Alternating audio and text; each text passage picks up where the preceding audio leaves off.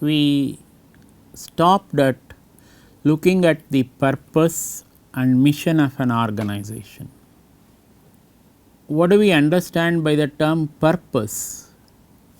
Purpose is the reason for which this organization has been set up. Take the example of Indian Telephone Industries, which is the first public sector undertaking to be started after the country became independent in 1948. What was the purpose of setting up ITI? To fulfill the telecommunication needs of the country. That is, you should be able, the ITI company should be able to fulfill the demands of telecommunication of the country. That is the purpose. In order to achieve this purpose, you create a mission. That is, you start going from one level to the other level. That is, you first, let us say, you want to look at the demand for telephones. I am looking at 1948, where most of the Indian households did not have any telephone. So, even in 1980 on 80s also, if you wanted to have a telephone, there was a waiting period with BSNL. Okay. So, there were no private players even in till mid 1980 to give you alternate telephone services. Okay. So, that being the case, ITI was having the purpose of fulfilling the telecommunication needs of the country, and in order to do this, they go through in a mission mode, whether it is with respect to telecommunication equipment or with respect to so many other types of services in telecommunication. So, sometimes this purpose and mission, they are used interchangeably depending on the context in which it is being used. So, in order to explain this mission, a mission statement, which is a strategic mission statement, incorporates three elements. That is, a strategic revealing mission statement incorporates three elements. What is the one? The first one is what customer need is being satisfied. Who is being satisfied? The second. The third is how value is created and delivered to customers, satisfying their needs. Kindly note that this mission statement, if you see this, you can make out that it is customer centric. Okay. All the 3 points which are mentioned, if you see what customer need is being satisfied, who is being satisfied, how value is created and delivered to customers, satisfying their needs. So, if you take the example of ITI itself, when there was no phone at all in most of the Indian households, this telecommunication service which was being offered in the form of telephone, that is a product, was giving them the service of connecting one point in the country to another point in the country, or one point in the city to another point in the city. So, that itself was a great achievement when the country started having, when the country became independent, started having its own products through ITI. So, it was initially the mechanical telephone instruments which was coming. So, later on shifted to so many electronic products which we will discuss when we go along. So, these are the three elements of a strategically revealing mission statement. I have tried to take an example of a mission statement of an organization. The organization I have chosen is the Saturn Corporation. This Saturn Corporation is a subsidiary of General Motors. How does its mission statement read? It is like this: market vehicles developed and manufactured in the United States that are world leaders in quality, cost and customer satisfaction through the integration of people, technology and business systems, and to transfer knowledge, technology and experience throughout General Motors. So, most of the elements which we have discussed with respect to a strategic revealing mission statement, they are fulfilled by this mission statement of the Saturn Corporation, as you could see. From the mission statement, an organization moves to what is called a business mission. What is this business mission? An organization's business mission complements its business definition. In other words, suppose you are in the field of telecommunications. You may not only be giving telephone instruments, you may be doing so many other services. Take the example of ITI now, it is into satellite communications also. So, that is it is assisting in the planning process of the country as well. Okay.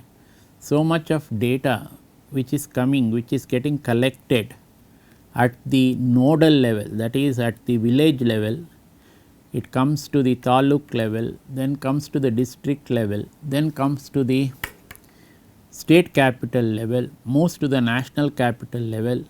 All these links in the planning process has been made possible through the satellite arm of ITI. Okay. So, an organization's business mission complements its business definition. It reflects management's vision of what the organization seeks to do. Some are general statements, others may be very specific. Clearly stated mission statements add focus to the organization's efforts. I have taken a simple example to discuss this. The company that I have taken is the Hallmark company. Most of you know that this Hallmark company comes out with greeting cards. If you want to look at this Hallmark company, we look at it with respect to business mission under the heads. What needs stroke wants do they fulfill? Generic versus product markets. The search for growth opportunities, greeting cards versus the personal expression market. So, this is in fact the characteristic of the Hallmark company, where it gave a personal touch to the greeting cards. There are so many types of greeting cards which you can get in the market. So, depending on the occasion, why are you preferring this Hallmark company's greeting card? It adds a personal touch to that occasion and it gives its own mark or gives an indelible print that it is a card specially chosen for the person concerned and for that particular occasion. So, with this the using this particular strategy, the Hallmark company could really capture a huge market in this greeting cards business. An organization from mission statement, it moves to what is called the strategic vision. In order to move from mission statement to strategic vision, we have to answer these questions. What are the questions? What changes are occurring in markets and what are the implications for the directions we need to move? What does this mean? It means that markets are not going to be static. The product that you are going to put out to satisfy a market today may not be satisfying the same market some 5 years later or sometimes even 2 to 3 years later. The second one, what new or different customer needs should we move to satisfy? This is what is characterizing the present day customer. He is demanding, he is saying that okay, give me different uses of this product. Sometimes the organization might not have thought in that direction. So, this is given by the customer feedback which the organization can always get from customers. What new or different buyer segments should we concentrate on? So, on the one hand of the spectrum, you may be having a market which is highly demanding. On the other hand, you may also be having a segment which is not so demanding. On the other extreme side, you may have a segment which is satisfied with what you are offering. So, all these are possible. What new geographic or product markets should we be pursuing? Depending on what you can put out into the market, you should be able to delineate your market segments. So many companies have gone out of business. Why they have gone out of business? Because they are not able to sync with the market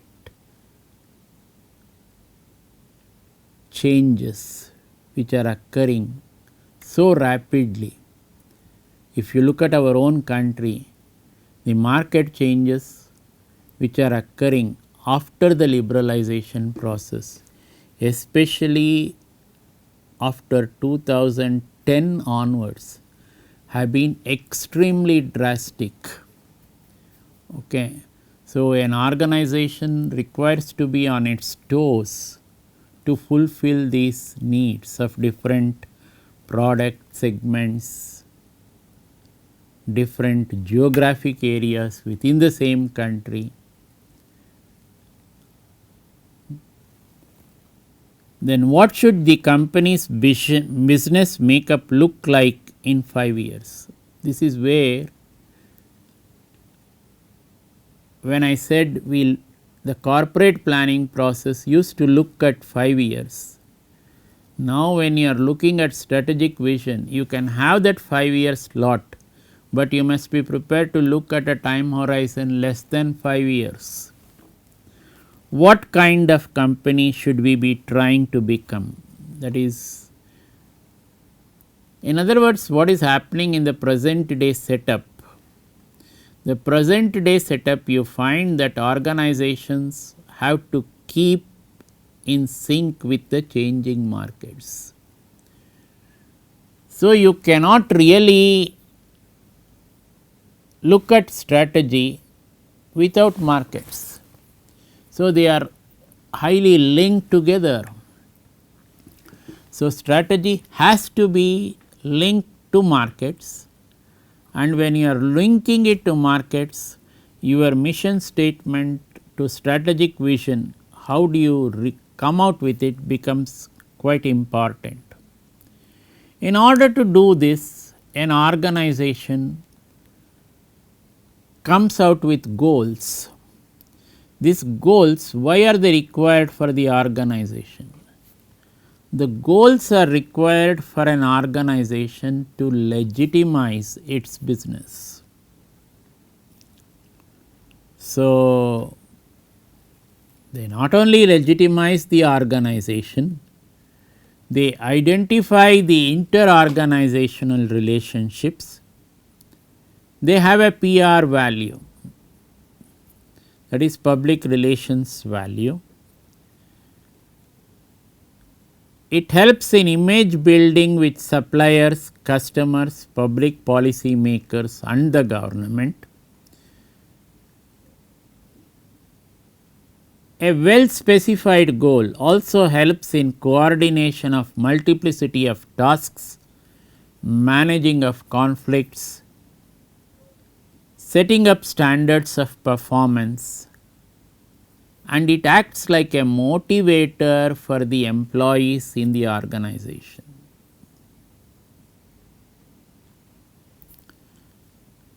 Goals can be looked at in three compartments. One is official. What do you mean by official? This is described in the memorandum of association. It is also available to you in the charter of the company, and it is also given in the annual reports of the company. What is the official goal of the organization? This official goal is many times abstract. So, in order to decipher it further, you come to what is called the operative goal. What is this operative goal? That is what organization is really attempting to do. It can be inferred from organizational policies. These operative goals help focus attention, reduce uncertainty and choose organizational design alternatives. This is what a behavioral expert will always do with respect to operative goals. These are called OD interventions in an organization. The third component or the third compartment of this goal is the operational goal. This operative goal, the first official goal was abstract. When you came to the second compartment of operative goal, it started having some more meaning into that. When you are looking at operational goals, you are giving a full description. What is the description?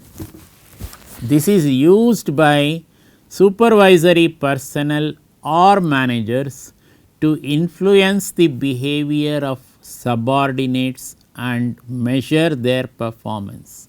So, it is more detailed, explains what is expected of an employee working in the organization. Okay. What is it that he should be able to achieve as targets? So, in the present day setup, on a lighter wine, if you go walk into any of these big bazaar outlets, now it has been taken over by Reliance. you find you are in fact mobbed by so many sales people. What are these sales people asking you? They are always asking you to make a profit club card. Sir, can you make a profit club card? So, if you ask them, why you are pestering me for making this profit club card? That is, you go a little in depth by asking them. They say, sir, I am given the target of completing at least 8 profit club cards by the end of the day. So, in other words, they have to find at least 8 willing customers to make the profit club card. So, all these sales personnel having their own sales supervisors who are monitoring them right from morning to evening.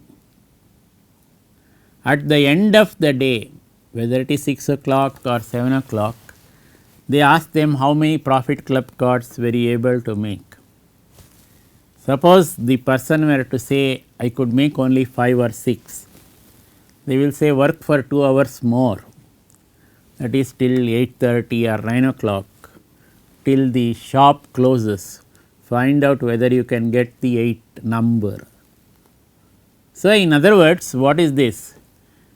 The supervisor gives the target for the field person and the field person has to satisfy this target. Even in organizations, it works in the same manner. So, if you look at the official goals, it is abstract, idealistic. Operative goals are actual goals, but not articulated.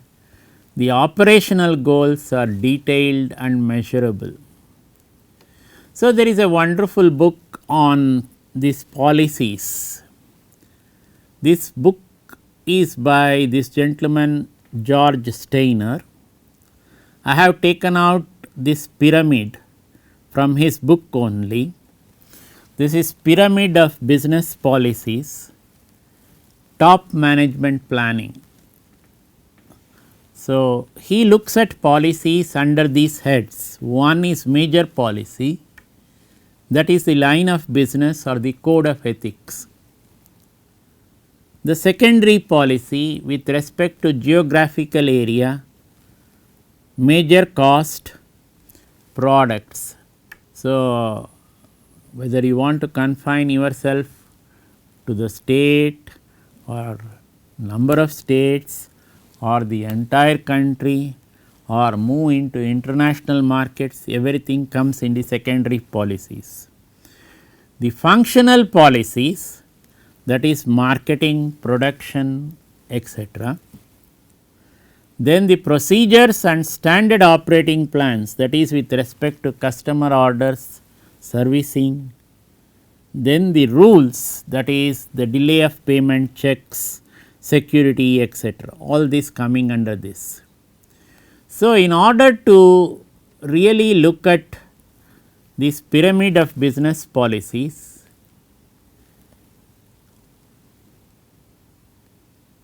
George Steiner gives a more in-depth coverage into all these heads, that is the major policy, secondary policies, functional policies, the procedures and standard operating plans, then the rules in his book. Kindly, if someone is interested to learn more about this, you are welcome to refer to his book. After this, we move to the strategies. We look at growth strategies in the first instance and then we look at dependency reduction strategies. We will take up each one of these in the next class. Okay, thank you.